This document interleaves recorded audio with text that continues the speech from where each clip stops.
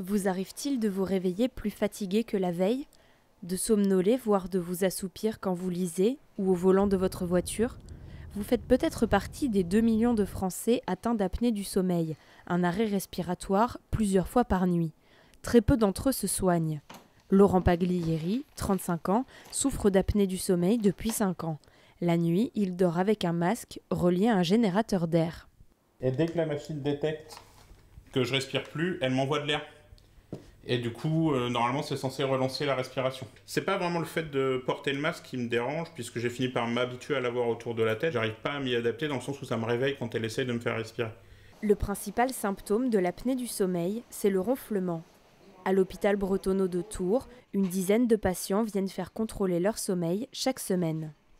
On sait à quel stade de sommeil il est, s'il est éveillé ou s'il est endormi.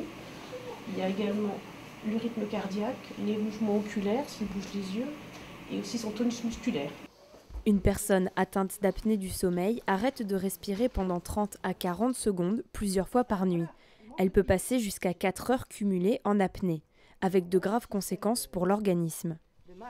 Vous avez beaucoup plus de risques de faire un problème d'hypertension artérielle, de diabète, voire d'accident vasculaire cérébral. C'est beaucoup plus souvent les hommes que les femmes, tout au moins vers 50-60 ans, bons vivants, qui ont très souvent 10, 20, 30, 40 kilos de trop, assez souvent hypertendus.